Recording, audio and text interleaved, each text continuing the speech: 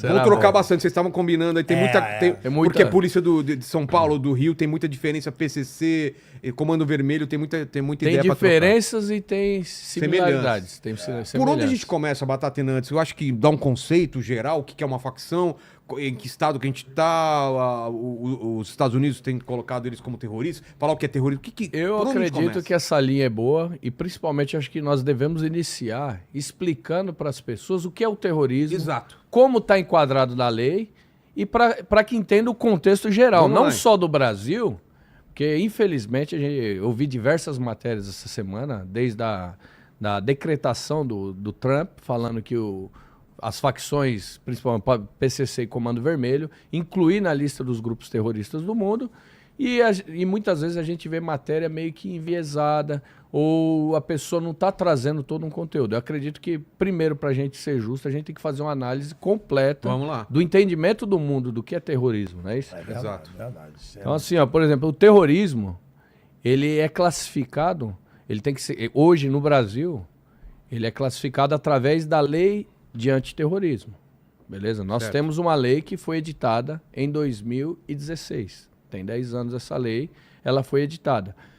Mas antes disso, existia já uma classificação do terrorismo,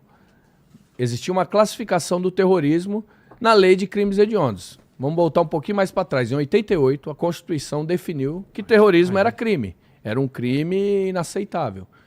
Em 90, tivemos a lei de crimes hediondos e lá falou que terrorismo era um crime hediondo. Tá. Porém, nós não tínhamos definição legal do que era o crime do terrorismo. Ou seja, não servia pra nada. Já crime começou a putice aí, né? E aí? Não, é que seja claro...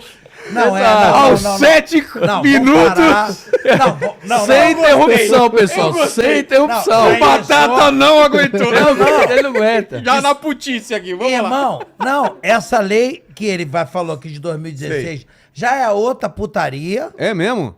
E aí? Ele vai explicar errado? aqui. Então, assim, hoje... Então, vamos lá. Aí no Brasil, em 90, falou que o crime de terrorismo, ele...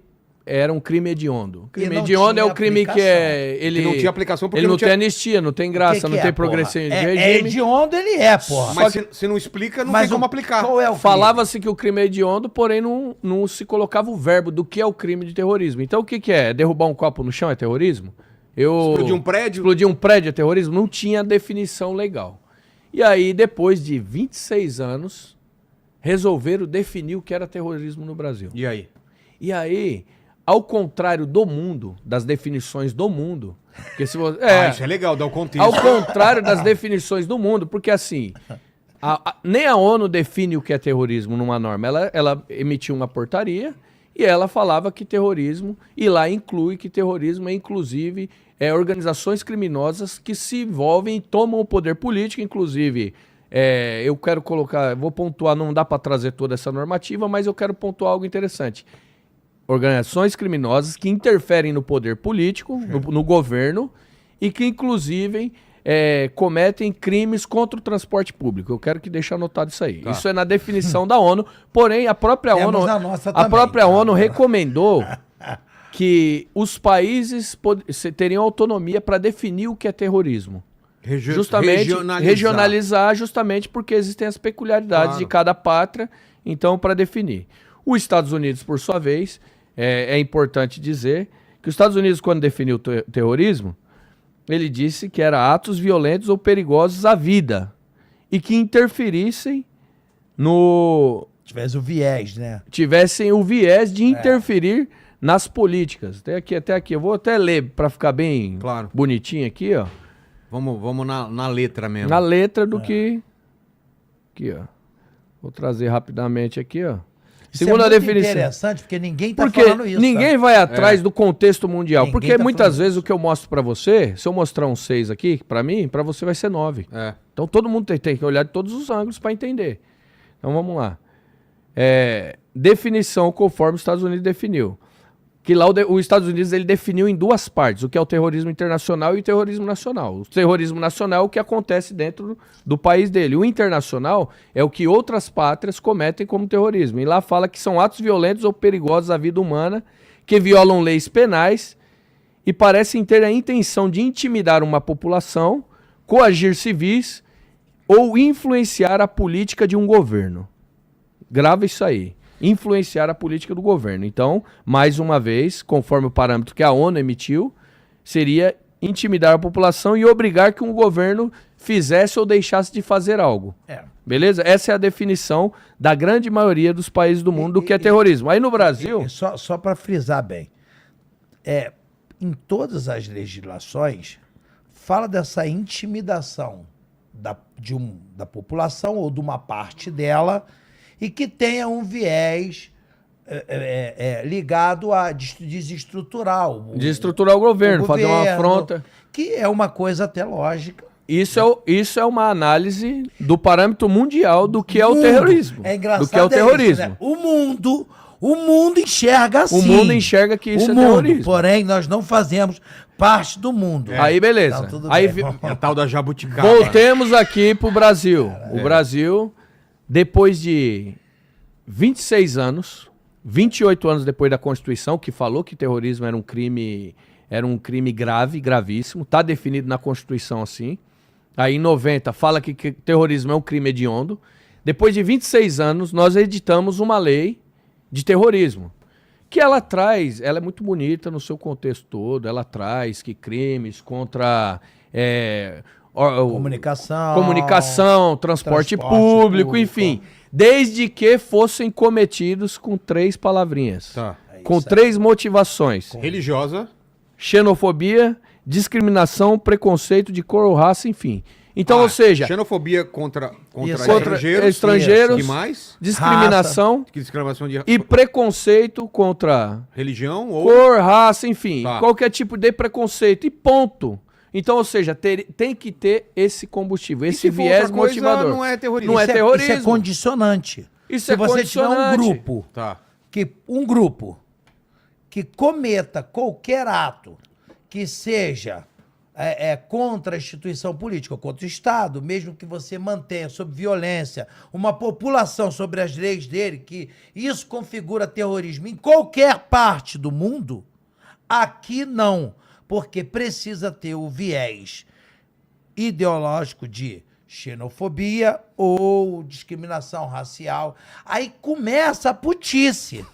Porque nós estamos em 2016 quando eles sancionam essa lei. Em 2016, Vilela, quem briga por xenofobia, porra? Não tem mais. Era algo que aconteceu na Segunda Guerra. E os caras trouxeram atrasado algo que deve estar também. Atrasado concordo. não. Mas tem interesses também políticos Aí nós vamos entrar nesse detalhe. Atrasado não, tá? Eles infelizmente, os movimentos populares infelizmente, que se enquadrassem como terrorista, né? Exatamente. Então, infelizmente, nós temos a lei, infelizmente, aqui, e aí eu continuo dizendo que muitas vezes a lei aqui ela é feita para beneficiar o criminoso, tá? Pô, se é. Então, assim, coincidentemente, quem que sancionou essa lei? 2016. Quem? Credo, tu vai fazer isso não. Não, vou falar. Dilma Rousseff. Não vai falar, é pra falar, não. Dilma Rousseff. Já falou. Dilma Rousseff.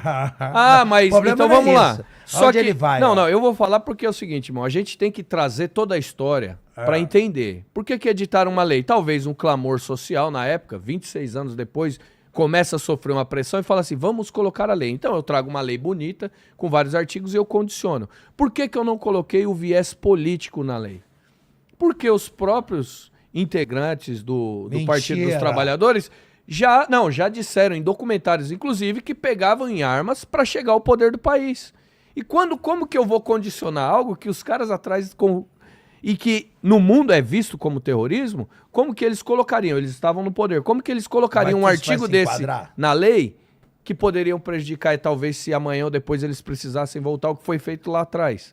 Que eu não tô inventando nada. Quem quiser dar um Google aí e veja os integrantes do Partido dos Trabalhadores que já falaram que tiveram e têm orgulho de ter pegado em arma para chegar ao poder político.